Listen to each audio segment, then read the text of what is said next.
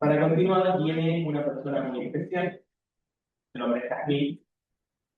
Resulta curiosamente ser la hermana de Gloria. Y para presentarla quisiera contarles un poco el día que la conocí. Vino a Punta y este día yo recuerdo que tenía muchísima energía.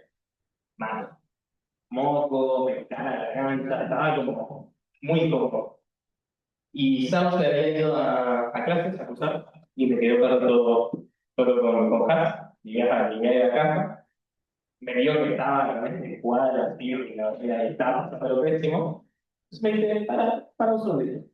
Agarro un vasito con agua, puse un poquito de magnesio, un poquito de vitamina C, un poquito de unas gotitas de una planta que no tenía ni idea qué era. Toma esto. Me lo tomé, se me pasó la derecha. Una gran magia de eso. Y esto es lo que nos va a compartir un poco hoy, no sé si específicamente se pasó con agua, pero de esa experiencia que trae. Ella es médica regional del sur, con una formación en citomedicina y medicina molecular, caminante de la Convención Andina, me parece hermoso, y actualmente está haciendo la residencia de Villa en el Hospital Laura. Bueno, perdón.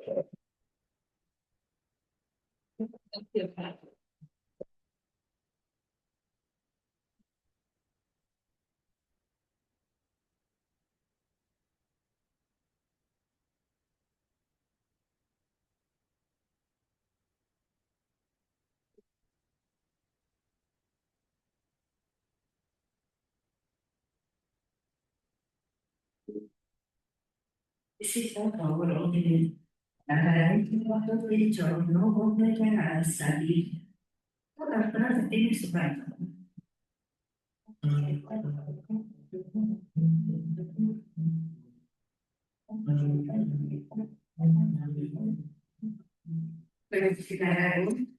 llevo un de 16 años y sigo trabajando con actividades medicinales, ancestrales, siempre desde niña y aprendí a conocer las hierbas, bueno, siempre con las hierbas y he vivido toda mi vida cosechando, guardando, lo que yo creo que la práctica lo que va a levantar.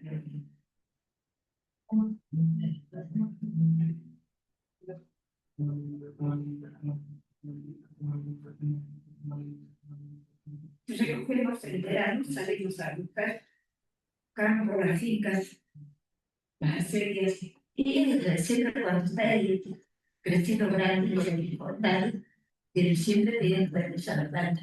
Y aquí tenemos que arrancar totalmente plantas que tienen vida, porque nosotros, si importa un dedo, no podemos. Claro, cuando no están, se arranca el salito, porque sacar esto, ya no podemos hacer esto. Me dio el curandero, la foto de la llamada autoconada. Me ha imaginado que tengo el futuro, de quinta, quiero conozca y forman causa de distintas para todas las identidades de plantas, si todas las medicinas son de las tierras.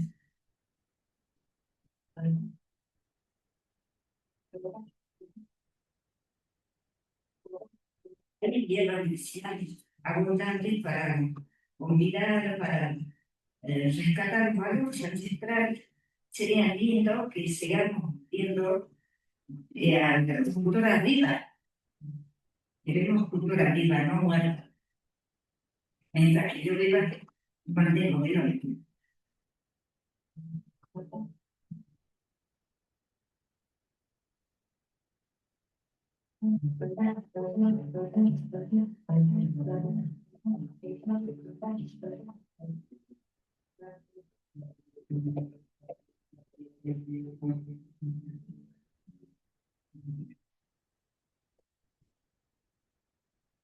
Bueno, ¿conocían a la abuela Josefina?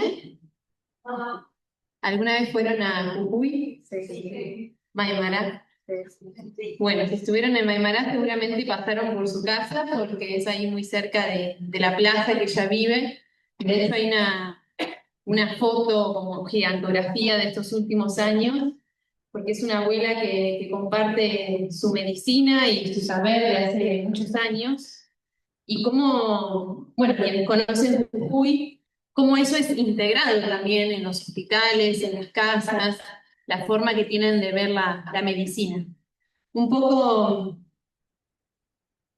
el propósito de lo que voy a compartir tiene que ver con, más que dar información, porque hoy en día hay tanta información que termina abrumando también. O sea, abrimos Instagram, información, abrimos TikTok, información, libros, o sea, es un exceso de información y que quizás tenemos poco tiempo de integración, de realmente sentir eso que estamos haciendo.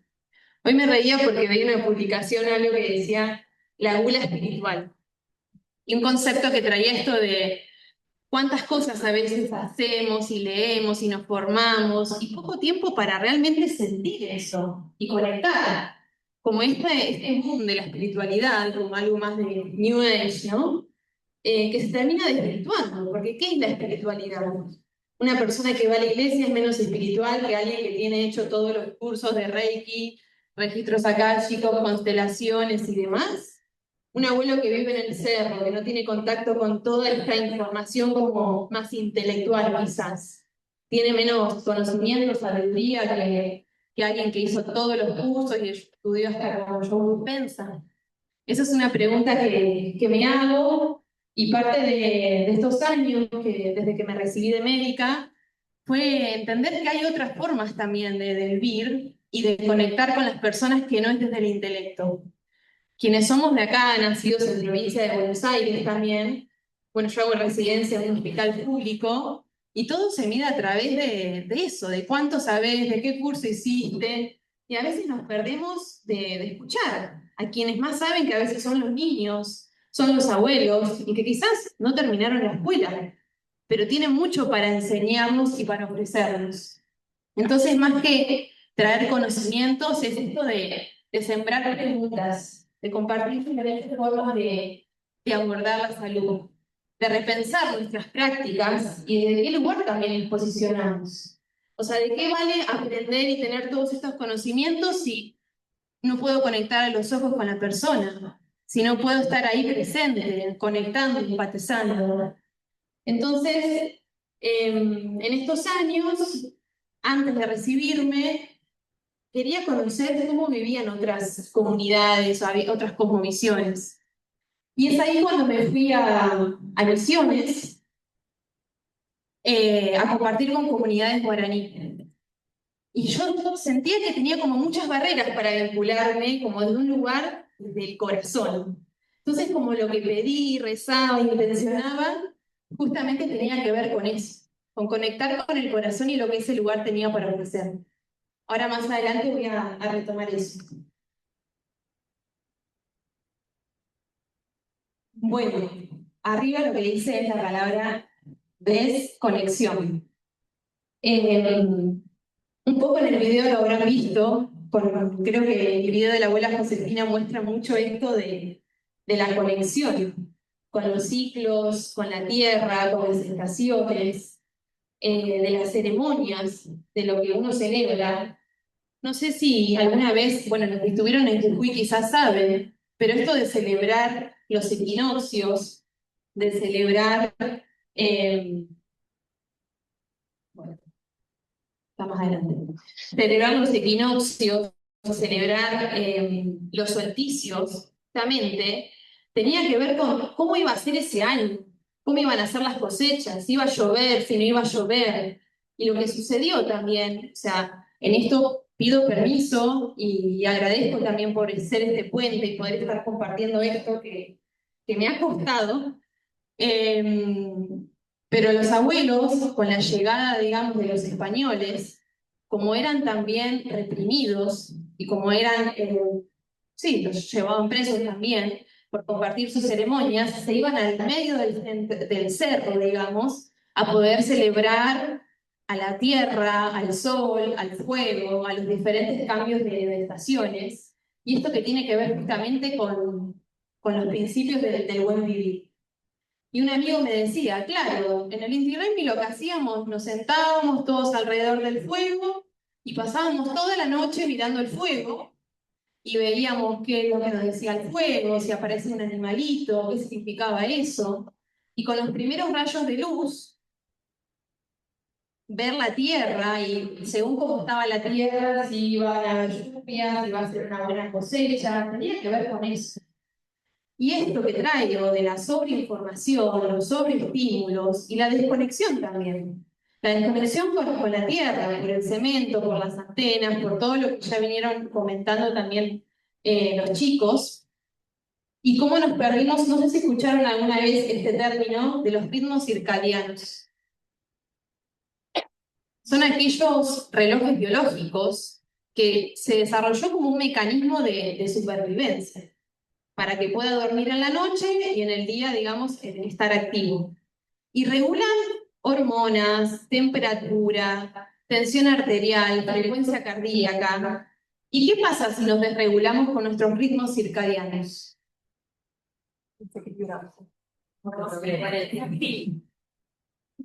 Acá hay un pequeño gráfico que muestra qué es lo que sucede, por ejemplo. Cuando nos despertamos, el cortisol empieza a subir a eso de las 6, 7 de la mañana. Eso nos permite activar. Entonces tenemos energía para activar el día.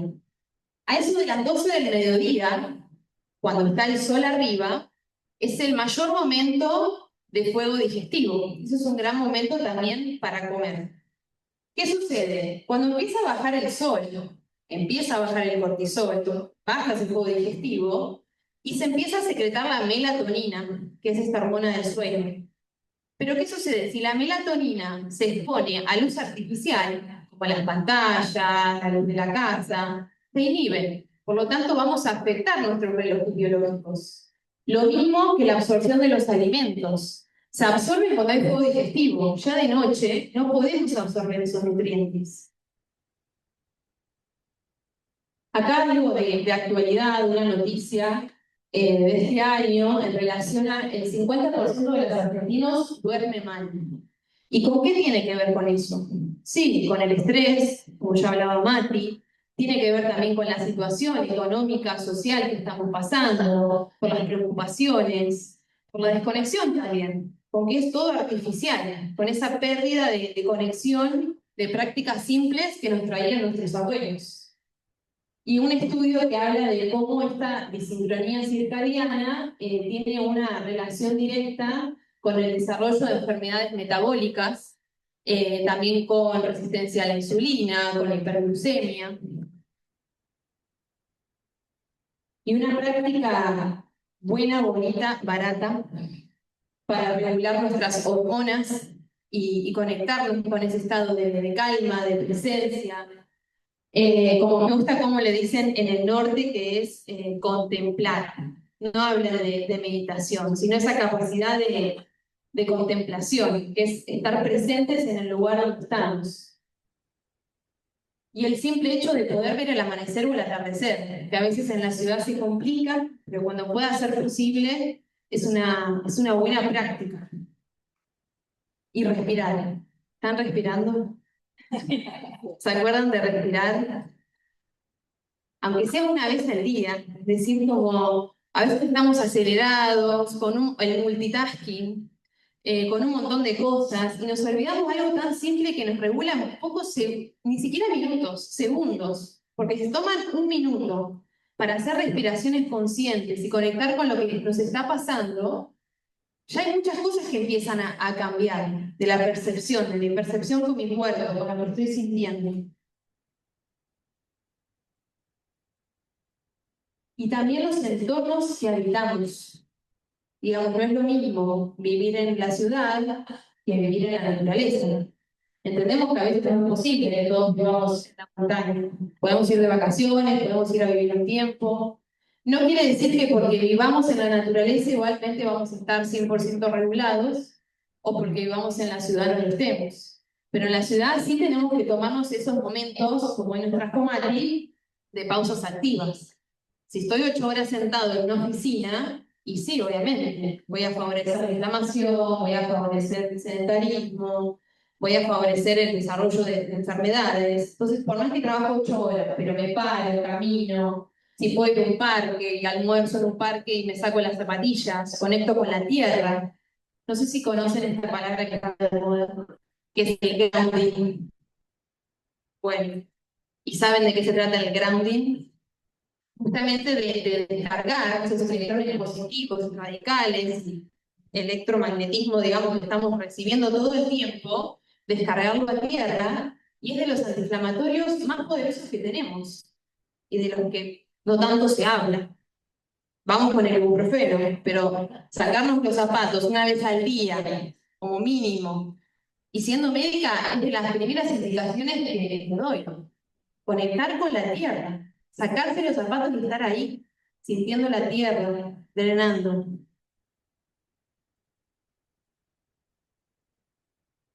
Bueno, esta es una de las experiencias que tuve en Jujuy, en un equinoccio, donde pasamos toda la noche estando con el fuego, conversando con el fuego y recibiendo los primeros rayos de luz. Pero muchas comunidades, esto es algo que se celebra hace más de 50.000 años y se hace siempre. Entonces, por ahí no tenemos este acercamiento, pero si en algún momento tienen como esa posibilidad, es algo lindo de vivir. Y acá compartirles una poesía que escribió el papá de un amigo que ahora falleció. Para ti, hermano, hermano, ya es tiempo de pasar de la inactividad movediza y loca del dios dinero a la actividad organizada y solidaria del dios del equilibrio, del universo entero de nuestra Pachamama. El tiempo es ahora. Ricardo Alancano. Un año en Tilcara, Jujuy. ¿Por qué les traigo esta poesía? Porque mucho se habla de la Pachamama. ¿Saben lo que es la Pachamama? Nuestra Pachamama, la madre tierra. ¿Y qué es estar en conexión con la Pachamama? Porque, bueno, estando en el hospital a veces se asocia esto, como a esta parte como algo medio místico y volado y desconectado, y todo lo opuesto. La Pachamama es lo que nos sostiene, es el saber en qué ciclo estamos, qué hay que sembrar ahora, en saber agradecer, en saber intencionar, el saber hablar, el poder que tenemos con las palabras, el estar en presencia, poder energizar, poder celebrar, saber cosechar, con eso tiene que ver la Pachamama. Y acá traerles un fragmento de Rita Segato, que es una antropóloga que vive en Tilcara, quizás la conozcan, en relación a quién construye el saber. O sea, nosotros estudiamos en la universidad y ¿de dónde viene eso? ¿Quién produce esos conocimientos? O sea, termina siendo eurocentrista, digamos, si son hombres blancos. ¿Y qué pasa con el conocimiento de acá, de nuestros pueblos? ¿Por qué eso no se estudia en la universidad todavía? ¿Por qué tenemos que irnos a vivir a Jujuy, a Perú, a Misiones, para encontrarnos con esto? Si puede estar acá y lo tenemos al alcance. Bueno, esto no se ve muy bien, pero es el fragmento de un libro que estando en Misiones y compartiendo con las comunidades guaraní, ellos creen que la enfermedad tiene un origen espiritual, que todas las enfermedades tienen un origen del espíritu. Y por ejemplo, hay una que es enfermedades por no pensar bien, donde aparece como el molestoso del pensamiento, y ahí se dice que el alma se desconecta del cuerpo. Entonces los pies y las manos empiezan a estar frías. Desde la cosmovisión andina quizás lo puedan llamar el sur. Y que dentro de los hospitales, yo he trabajado en el hospital de Tilcara, los médicos también mandan a las personas a curar el susto. Quizás desde la psiquiatría lo podemos ver más como trauma, como disociación. O sea, todas las cosmovisiones como van buscando eso. Y justamente tiene que ver esto, con esa desconexión. Y ojalá hubiese podido estar acá Josefina, pero ella cura el susto. A varios amigos que me contaban que de chicos ella le curaba el susto. Y justamente tiene que ver con llamar a la persona. La llaman 3 veces, nombrándola por su nombre completo. Bueno, después toman una agua con las piedras especiales. Pero todas las conmovisiones llevan conciencia a esto. ¿Qué pasa cuando nos desconectamos? Y en relación con lo que traía Marian, el síntoma es el puente. No sé si leyeron el libro La enfermedad como camino. Bueno, el síntoma es un aliado. La enfermedad es un camino. Sin el síntoma, sin la enfermedad, quizás no estaríamos todos sentados acá. Porque seguramente quienes están hoy acá han pasado alguna situación de su vida que les lleva como a preguntarse que hay algo más, digamos, de lo que propone la medicina occidental que tiene 100 años. ¿Por qué no tener en cuenta estos conocimientos que tienen miles y miles y miles de años? Entonces, no queremos callar el síntoma, al contrario, queremos ver qué nos trae, queremos ver a dónde nos lleva. Entonces no le tenemos miedo ni al dolor, ni al síntoma, ni a la enfermedad. Pero sí sucede que a veces es tanto el dolor que nos desconectamos. Entonces uno dice, pero yo estoy haciendo un montón de terapias, un montón de cosas, y cada vez me siento peor. Y sí, porque cuando uno se desconecta, verán personas, digamos, que comen full ultraprocesado, que no tienen un camino de autoconocimiento, que laburan 10 horas por día y dicen, ¿cómo eso no les pasa nada? ¿Y por qué yo que como sano, hago yoga, hago terapia, hago un montón de cosas, me pasa todo esto? Y porque justamente es porque nos estamos conectando. Y cuanto más nos conectamos con esas partes nuestras que nos generaron dolor, que hubieron traumas, más se va a manifestar eso. No sé si alguna vez hicieron como algún detox, como algún proceso fuerte del cuerpo, y que el primer tiempo se intensifica el síntoma. Y después eso empieza a calmar. ¿Por qué nos enfermamos? ¿De qué nos enfermamos? Ahí en consonancia con María que dice, ¿para qué? También. Uso de IA, inteligencia ancestral. Es tremendo cómo cada vez se usa más la inteligencia artificial para diagnosticar, para tratar. Este año, bueno, yo que estoy con la psiquiatría, es mucho las consultas que se hacen en relación a la salud mental y se usa la inteligencia artificial como especie de psicólogo, psiquiatra o trabajador de la salud. Y es gravísimo. Yo estoy conflictuada, quizás también tiene su lado bueno, lo tengo que empezar a ver porque soy Sagitario y... pero hay algo que tiene que ver con esta conexión, que a veces no es, bueno, si te pasa esto, es esto.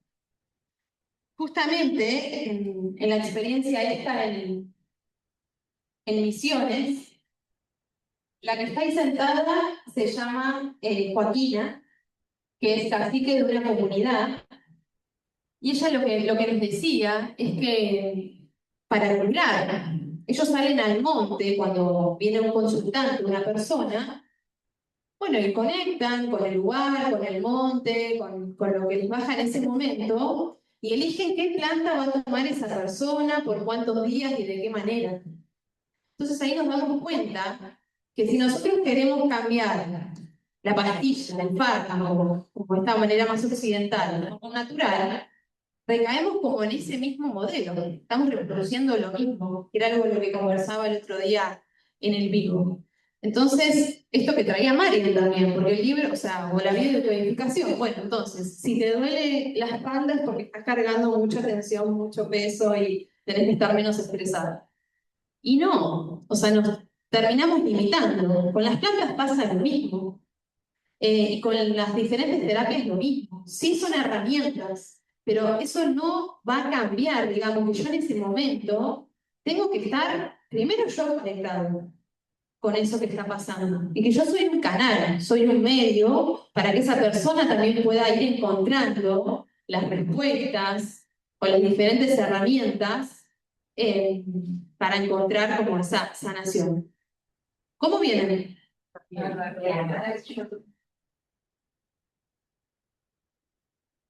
Y después esto de medicina para quién, porque uno sí ve acá estudios, alta complejidad. Vayan al Chaco, vayan a Misión, bueno, hoy mismo tienen un solo hospital de alta complejidad en la capital, bueno, en la que haga un poco más, pero después es casi imposible. Bueno, yo estoy en el Hospital Bonaparte, donde estoy muy cerca del Garrahan, Y veo a veces madres que vienen para sus niños que tienen que hacer tratamiento para cáncer, que vienen del Chaco y se quedan capaz 3 meses lejos de su familia, lejos de todo. Entonces, como, ¿qué medicina estamos reproduciendo o estamos aprendiendo? ¿Quiénes pueden acceder a eso? O sea, termina siendo para unos pocos. Lo mismo como las diferentes terapias y cosas. Entonces tenemos que también ser conscientes y coherentes con lo que compartimos y quiénes pueden acceder a eso.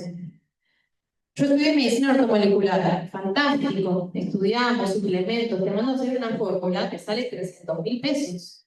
Yo le digo a un abuelo que vive en el cerro, no, te tenés que hacer un preparado con vitamina B6, con selenio, con...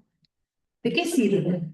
O sea, tenemos también esa necesidad de aprender, bueno, ¿y qué es lo que hay en ese lugar? Está la hoja de coca, bueno, ¿qué tiene la hoja de coca? Un montón de vitamina B, un montón de zinc, un montón de calcio, un montón de hierro. Entonces, como también aprender qué es lo que nos ofrece el lugar y que pueda ser para todas las personas. Y la importancia de los determinantes sociales de la salud. Esto, por suerte, se habla en las universidades cada vez más. Yo estudié en Bahía Blanca, tiene una visión bastante de la salud comunitaria, pero como también los determinantes enferman a las personas. No es lo mismo tener agua que no. En esa comunidad, que es una comunidad Huichí, que se encuentra en el Salta del Oeste, que es bien al norte de Salta, la mayoría de las comunidades no tienen agua. Y los pozos para acceder al agua son a 600 metros. Y ese día hacía 47 grados y era octubre. Entonces no es lo mismo tener agua que no tener agua. No es lo mismo tener alimento que no tener alimento. Porque el monte de ahora no es el monte de antes. Porque está totalmente arrasado. Y tampoco hay dinero, y tampoco hay acceso a la salud. O sea, tendría infinidad de historias para contarles de ahí. No es hoy el día. Pero que eso también hace a la salud, la situación económica, la situación social. En salud mental veo cada vez más. ¿Conocen esa planta?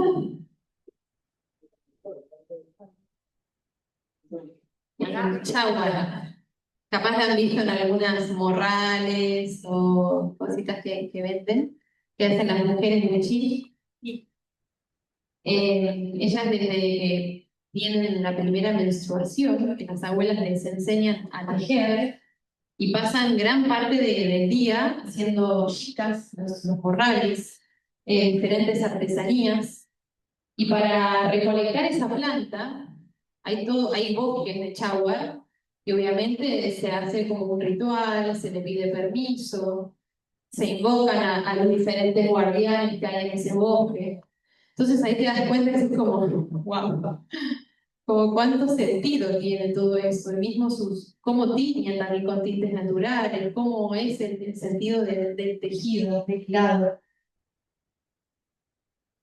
Y ahora, como brevemente, como una introducción, algo también de lo que vengo aprendiendo, y esta introducción también fue para dar cuenta que para hacer fitomedicina, no sé si saben lo que es la fitomedicina, el uso de las plantas, la precursora de las medicinas, con uso medicinal. Y que muchos me dicen, bueno, ¿y vos cómo estudiaste fitomedicina? Sí, hay un montón de cursos. De hecho, bueno, estudié en la Universidad Latinoamericana de Fitomedicina. ¿Es importante? Sí, porque las plantas tienen indicaciones y también tienen contraindicaciones. Entonces no hay que subestimarlas. Muchos te dicen, no, esa planta, esa yuya no sirve para nada. Bueno, yo tendría precaución, porque algunas plantas, algunas, no todas las plantas, tienen un efecto claro a nivel de principios activos y a nivel también emocional, mental y espiritual. Así que no la subestimaría. Pero más allá de lo que podamos aprender en lo académico, también todo esto que recorrí y que aprendí, digamos, con diferentes abuelas, porque generalmente fueron las mujeres las que se dedicaron al uso y aprender las plantas, lo que antes les llamaban brujas y les mataban, eran justamente mujeres muy conectadas con las plantas, con los animales, con la sabiduría. Y seguramente si empiezo a preguntar, todos tienen alguna abuela que curaba con plantas. Algunos tienen abuela que curaba con plantas. O que usaba las plantas para diferentes. Hay algunas abuelas por ahí. Bueno, ese fue un taller que se dio en una comunidad, en Vitúpora, una comunidad guaraní en Misiones. Fue muy interesante porque había como dos invitados. Una parte eran de la universidad justamente, que venían a hablar de farmacia, sobre moléculas y análisis de plantas a laboratorios, y otros eran con los integrantes de la comunidad. Y llegaron, empezaron a pasar diapositivas, como algo muy técnico y específico de cómo eran las moléculas de las plantas y tal. Y en un momento el Opiwá, que como el chamán, digamos, de la comunidad, le dijo que por favor frenen, que era una falta de respeto, porque para ellos las plantas son sagradas. Y que estén hablando de las plantas como algo que lo llevaban a un laboratorio, y lo estudiaban y le sacaban partes, como decía la abuela Josefina, como que te arranquen un brazo. Y que estaban hablando de un lenguaje que tampoco los niños de la comunidad lo iban a llegar a entender. Entonces, claro, ahí me di cuenta de a veces la distancia que tenemos. Que sí, la fitomedicina más académica es importante, sí, pero ¿de dónde, cómo llegaron a eso? Viendo el uso popular, que se hace miles y miles de años, que el ser humano lo usa para todo, que también lo aprendió copiando a los animales. Entonces, como tener conciencia de ese uso que le damos a las plantas. Y que a veces menos es más. Porque creemos que tomando tal planta que viene de la India va a ser mejor que lo que crece en mi patio. Si lo que crece en mi patio tiene toda la información mía, de lo que me pasa y de lo que estoy transitando. Entonces, de pronto tengo todo el patio o la vereda llena de dientes de león. Pero yo quiero conseguir la ashwagandha o quiero conseguir tal planta porque tiene no sé qué, y no valoramos lo que crece ahí. A veces es la intención que tenemos también.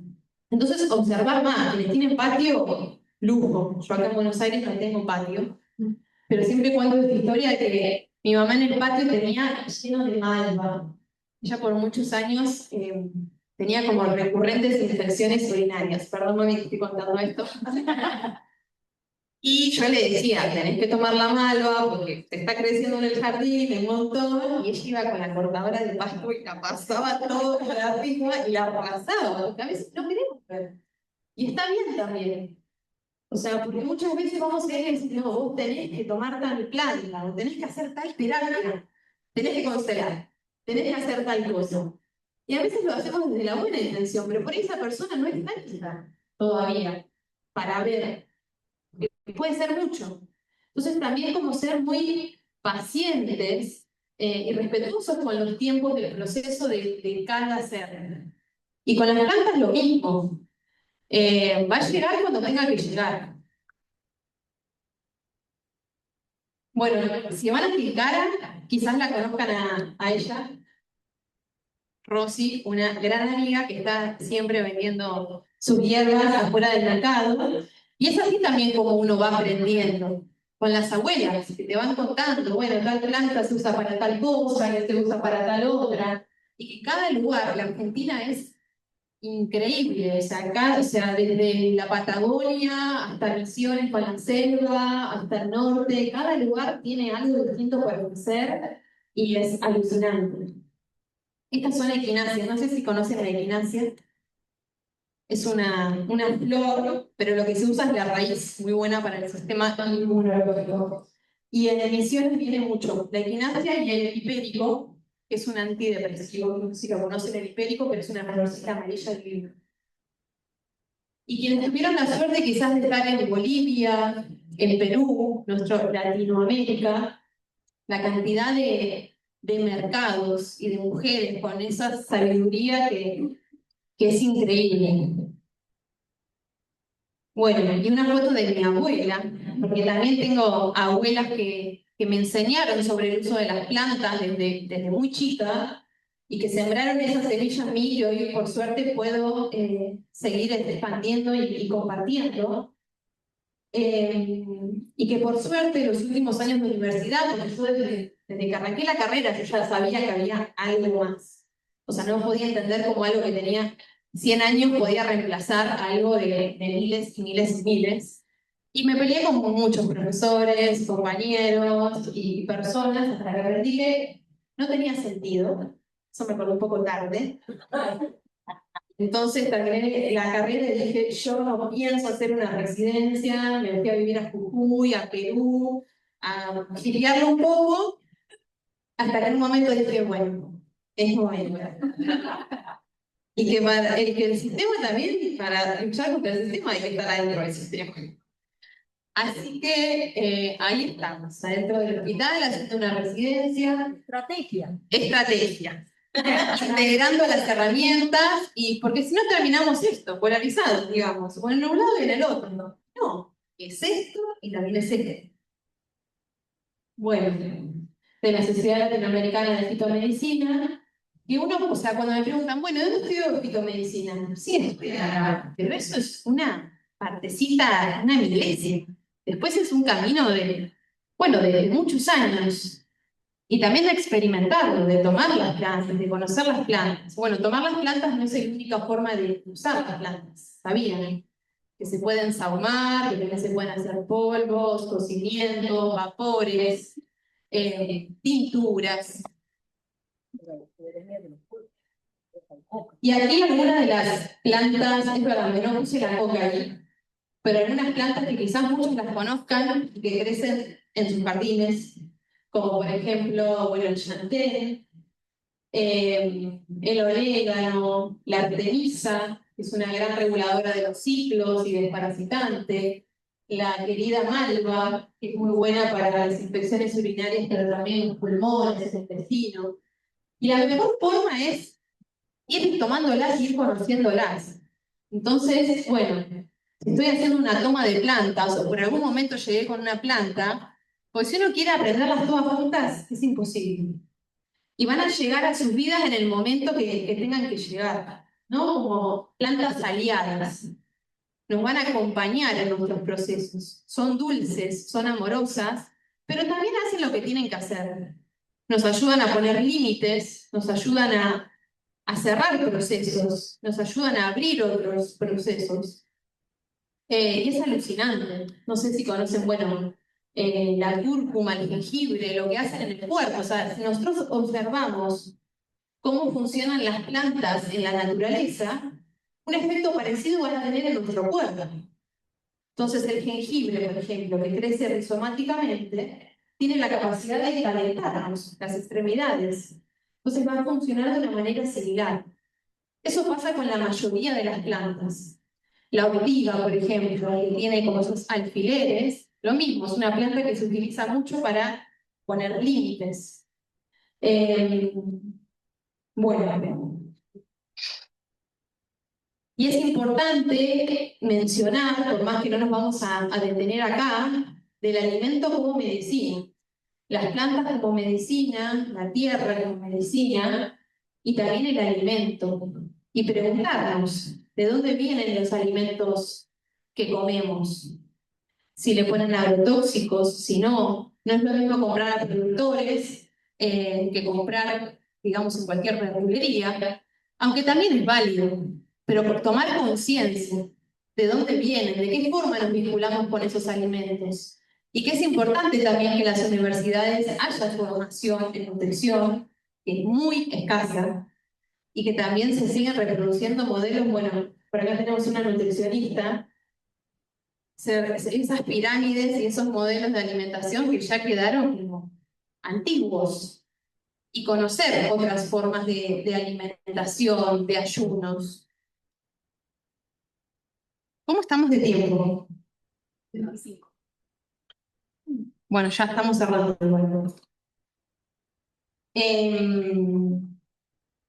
Bueno, eso es una foto del mercado de Jujuy, y esto me pareció compartirlo porque es